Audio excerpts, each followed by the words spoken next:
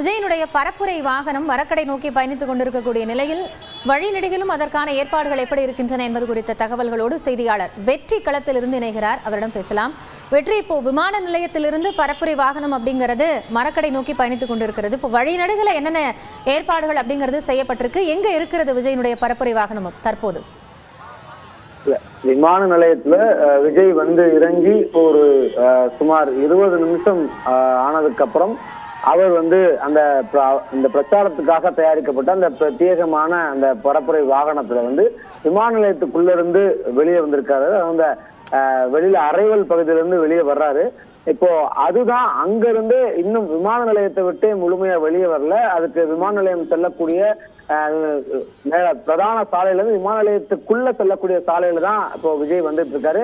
காலையில 6 மணில இருந்து விஜயனுடைய வரவேற்பதற்காக விமான நிலையத்துக்கும் ஏராளமான தொண்டர்கள் ரசிகர்கள் வந்து இருசக்கர வாகனங்கள்லயும் கார்கள்லயும் 4 சக்கர வாகனம் ரொம்ப ஒரு கூச்சலிட்டு ஆரவாரம் செய்தபடிதான் அவங்க எல்லாம் வந்தாங்க.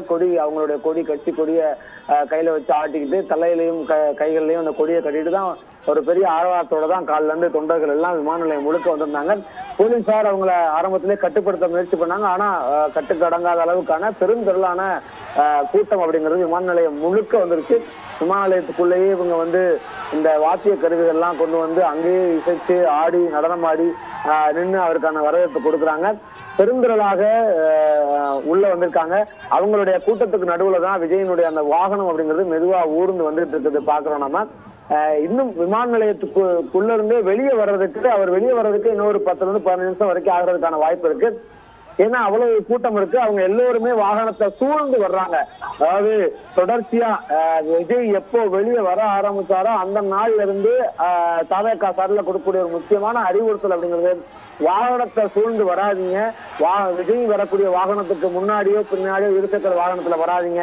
அவர் வரக்கூடிய வாகனத்தை ரசிகர்கள் தொந்தரவு செய்யாதீங்க அப்படிங்கறதுதான் கட்சி சார்ல வைக்கக்கூடிய மிக பிரதானமான ஒரு அறிவுறுத்தல்.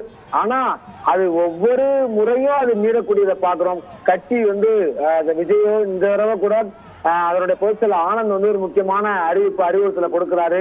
விஜயனுடைய வாகனத்தை சூழ்ந்து வராதிங்க, அது பெரிய இடையூறு ஏற்படுத்தும் சொல்ற. ஆனா இங்க நடக்கிறது வந்து கிட்டத்தட்ட அதே தான். என்ன சொல்றாங்க, அது முழுமையாக மீறப்பட்டு ரசிகர்கள் முழுக்க வாகனத்தை சூழ்ந்து இருக்கிறாங்க. அவங்களுக்கு நடுவுல தான் நகர்ந்து ஊர்ந்துதான் விஜயனுடைய வாகனம் வரக்கூடியவருக்கான ஒரு யதார்த்தமான சூழ்நிலை இங்க இருக்குது. அதை கடந்துதான் அவர் வெளியே வந்து இங்க இருந்து எப்படியும் ஒரு 5 கிலோமீட்டர் தொலைவுக்கு பயணிக்க வேண்டியதா இருக்கு. அப்படின்னா இப்ப இதே அளவுக்கான இடையூறுகள் தொடரும் அப்படின்னா அவர் வந்து இந்த 5 கிலோமீட்டர் தொலைவையுமே கிட்டத்தட்ட கடக்கிறதுக்கு எப்படியும் 3/4 மணி நேரம், அரை மணில இருந்து 3/4 மணி நேரம் வரைக்கும் ஆறதுக்கான சாத்தியங்கள் இருக்கு. ஏன்னா சாலையுடைய இரு பக்கங்கள்லயும் வழிநடுக ரசிகர்கள் தொண்டர்கள் நிக்கிறாங்க கொடிகளை வச்சுட்டு. அவங்கள போலீஸ் காவலர்களும் தொடர்ச்சியா அவங்க கட்டுப்படுத்த முயற்சி பண்ணிட்டே இருக்காங்க. இருந்தும் அவங்களுடைய கூட்டம் அப்படிங்கிறது அதிகரிச்சுட்டே போகக்கூடிய பார்க்க முடியுது. இங்க இருந்து வெளியே வந்தாருன்னா விமான நிலையத்திலிருந்து அப்படியே டிவிஎஸ் டோல்கேட்ல வந்து அந்த வேனு திறந்த வாகனத்துல மேலே ஏறி நின்று அவர் ரசிகர்களை சந்திப்பதற்கான வாய்ப்பு இருக்கிறதா தெரிகிறது. ஏன்னா அந்த இடத்துல என்ன அவருடைய அந்த பிரச்சாரம் அப்படிங்கிறது துவங்குது. அங்க வந்து சாலை மார்க்கமா ரசிகர்களை சந்திச்சுக்கிட்டே போறாரு. மரக்கடை பகுதியில போய் தான் 10 to 15 நிமிடம் வரைக்கும் மக்கள்கிட்ட அங்க கூடியிருக்கூடிய தொண்டர்கள் மத்தியில பேச போறாரு விஜய். அதனால ஒரு பெரிய எதிர்பார்ப்பு இருக்கு. அவர் என்ன பேச போறாரு அப்படிங்கிறது தொடர்ச்சியா மாநாடுகள்ல அவருடைய பொது நிகழ்வுகள்ல அவர் பேசுறது வந்து நேரடியா மக்கள் நலன் சார்ந்த திட்டங்கள் பத்தியோ அல்லது மக்களுக்கு மாவட்டங்கள் சார்ந்து உட்கட்டமைப்பு சார்ந்து தேவைகள் சார்ந்தெல்லாம் இது வரைக்கும் அவர் பேசாம இருந்தாரு. இப்போ இந்த பிரச்சாரங்கள்ல வந்து அவரு இதையெல்லாம் பேசுவாரு. மக்களுக்கான தேவைகள், அரசுகள் செய்ய விட்டவை, இப்படியான விஷயங்கள்லாம் அவர் பேசுவார்ன்ற ஒரு பெரிய எதிர்பார்ப்பும் இந்த சூழல்ல இருக்கு. அவருடைய பிரச்சார வாகனம் வந்து இன்னும் மெதுவா நகர்ந்து விமான நிலையத்துக்குள்ள இருந்து விமான நிலைய சாலையவே இன்னும் அணுக முடியாத அளவுக்கான ரசிகர்கள் சூழ்ந்திருக்கிறாங்க. விமான நிலையத்துக்கு வெளியிலையுமே வாசல்லையுமே நிற்கக்கூடிய தொண்டர்கள் ரசிகர்கள் எல்லாம் காவல்துறையை தொடர்ச்சியா அப்புறப்படுத்திக்கிட்டே இருக்காங்க. இருந்தும் உள்ள இருந்து வரக்கூடிய வாகனத்தை அவருடைய பிரச்சார வாகனத்துல சூழ்ந்து ரசிகர்கள் வரக்கூடிய காட்சி நம்ம பார்த்துட்டு இருக்கிறோம். 10:35 மணிக்கு வந்து அவர் பிரச்சாரத்தை துவங்குவார். அதான் மரக்கொள்ள பகுதியில் பேசுறதாக சொல்லியிருந்தாரு விஜய் வந்து. ஆனா உறுதியா இப்ப இருக்கக்கூடிய சூழலை பார்க்கும்போது உறுதியா 10:35க்கு அவரால் மரக்கடை பகுதியை சென்று சேர்வதற்கான வாய்ப்பு ரொம்ப குறைவாக தெரியுது. ஏன்னா அவ்வளவு பெரிய கூட்டம் இருக்கு. அவ்வளவு பெரிய கூட்டமும் அவருடைய வாகனத்தை சுத்தி இருக்கிறது தான் அடுத்த ஒரு சிக்கல். அதனால இந்த வாகனத்தை சுற்றி இருக்கக்கூடிய தொண்டர்களால இது அவருடைய வேகம் வந்து மெதுவாக ரொம்ப மெதுவாக தான் அவர் நகர்ந்து போகக்கூடிய ஒரு சூழல் இருக்கு. இதே 11 மணி இப்ப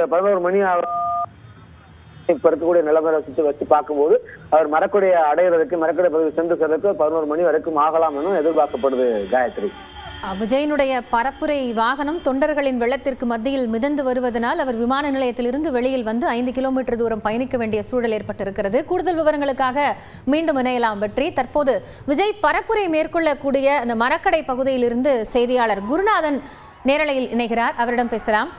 குருநாதன், இப்போ விஜய் திருச்சி விமான நிலையத்தை வந்தடைந்திருக்கிறார். பரப்புரை வாகனத்தில் ஏறி அவர் மரக்கடை பகுதியை நோக்கி பயணித்துக் கொண்டிருக்கிறார். ஆனால் தொண்டர்கள் வெள்ளத்தால் அந்த வாகனம் சூழப்பட்டு இருக்கிறது. சொல்லப்பட்ட நேரத்திலிருந்து தாமதம் ஆகுமோ அப்படிங்கிற எதிர்பார்ப்பும் இருக்கு. அங்க தொண்டர்கள் எப்படி காத்துட்டு இருக்காங்க, விவரம் என்ன?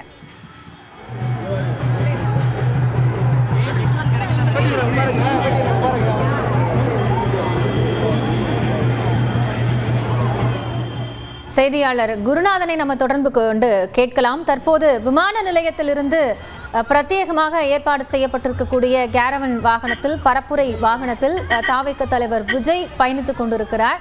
விமான நிலையத்திற்கு வெளியிலேயே இன்னும் விஜயினுடைய பரப்புரை வாகனம் வரவில்லை. அதை சுற்றி தொண்டர்கள் சூழ்ந்திருக்கிறார்கள். இந்த நிலையில் அங்கிருந்த கூட்டத்தில் பெண் ஒருவர் மயக்கமடைந்திருக்கிறார். உடனடியாக தொண்டர்கள் அவரை சிகிச்சைக்காக அழைத்து சென்றிருக்கிறார்கள். அந்த காட்சிகளையும் நேரலை தகவல்களையும் நாம் பார்த்து கொண்டிருக்கிறோம். தொடர்ந்து நம்ம விருந்தினர் திரு ஜெகதீஷ் கிட்ட பேசலாம். இப்போ விஜயினுடைய இந்த அரசியல் பயணம் அப்படிங்கிறது நாளைய தீர்ப்பு படத்திலிருந்தே அவருடைய சினிமா வாழ்க்கையா தொடங்கி இப்போ ஒரு அரசியல் கட்சிக்கு தலைவராக மாறி இருக்கிறார். முதலமைச்சர் வேட்பாளர் அப்படிங்கிறத நோக்கி பயணிக்கிறார். ரொம்ப ஒரு எதிர்பார்ப்புக்கு மீறிய கூட்டம் அப்படிங்கிறத வந்து நம்ம இந்த மாதிரி காட்சிகளில் பார்க்க முடிகிறது. அவர் திருச்சியை தேர்வு செய்ததற்கு நம்ம நிறைய காரணங்களை பேசுகிறோம். ஆனால் ஒரு பரந்தூர் விமான நிலைய எதிர்ப்புக்கு போகும்போது இது என்னுடைய முதல் அரசியல் பயணத்தை நான் இங்கிருந்து தொடங்குறேன் அப்படின்னு பேசிய விஜய் இன்னைக்கு திருச்சியை தேர்வு செய்திருக்கிறார். அப்படின்னா விவசாயிகள் அப்படிங்கிறது தாவேகாவினுடைய பிரதான ஒரு நோக்கமா அவங்க டார்கெட் பண்ணுறதுங்கிறது இல்லைங்க. நீங்கள் பரந்தூரில் கூட அது வந்து விவசாய பிரச்சனை மட்டும் சுருக்கிற முடியாது. அது நீர்நிலைகள் பிரச்சனை, விவசாயிகளும் பாதிக்கப்படுகிறார்கள் அப்படிங்கிறது தான் முக்கியமான ஒன்று. அது குறிப்பாக நீர்நிலைகள் பிரச்சனை தான். விவசாயிகளுக்காக இன்னைக்கு வரைக்கும் விஜய் அவர்கள் வெளிப்படையாக தான் பேசியிருக்காருன்னா எனக்கு தெரிந்த வரைக்கும் பெருசாக இல்லை. திருச்சிக்கான தேர்வு ஒன்று தான். நான் பார்க்குறது வட மாவட்டத்தில் நீங்கள் விக்கிரவாண்டியை முதல் மாநாட்டுக்கு பயன்படுத்தியாச்சு, தென்பக்கம் வந்து மதுரையை பயன்படுத்தியாச்சு. அப்போ வந்து மத்தியில் இருக்கிற திருச்சியை நம்ம இதில் தேர்வு செய்யலாம் அப்படிங்கிறதா. ஏன்னா இந்த பரப்புரை கூட்டம் கடைசியாக மதுரையில் போய் முடியுது. ஏன்னா மதுரை இப்போ தானே போயிட்டு வந்து நான் கடைசியாக அங்கே வர்றேன் அப்படிங்கிற அந்த ஒரு பிளானிங் தான் இருக்கே தவிர அதை தாண்டி பெரிய அளவில் வந்து ஒரு இதில் பெரிய ஹிஸ்டாரிக்கலாக யோசிச்சிருக்காங்க, ரொம்ப பொலிட்டிக்கலாக யோசிச்சிருக்காங்க அப்படிலாம் நான் பார்க்கல. இது வந்து திருச்சியில் இதை துவங்கிடலாம்.